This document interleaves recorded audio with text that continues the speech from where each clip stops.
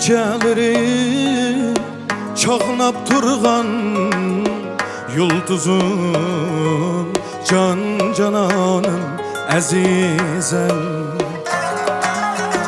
Dil türümni yorutkan sen, göz nurum tallap söygen hem özel. Dil türümni yorutkan sen, göz nurum tallap söygen hem özel.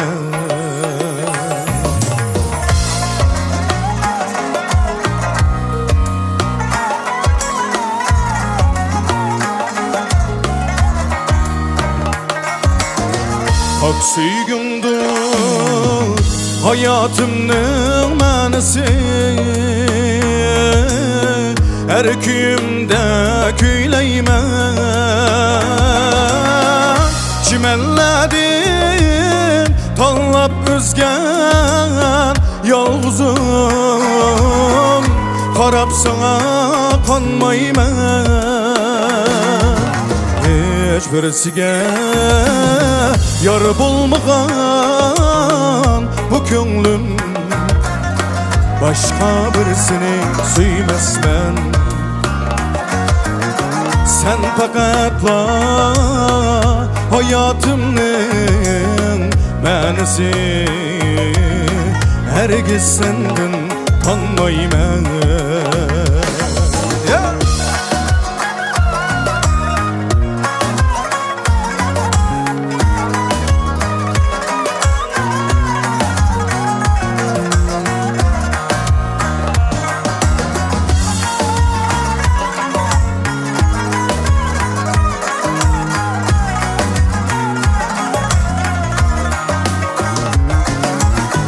Hak süygündür hayatımның mənisi,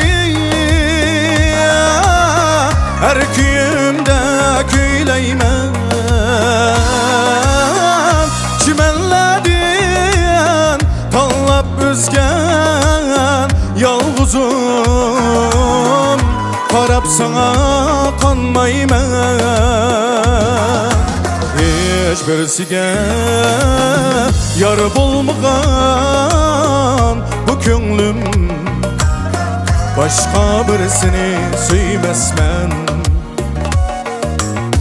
Köz qarçugum yürgümning parisi, hergiz senden tanmayman. Hergiz senden tanmayman.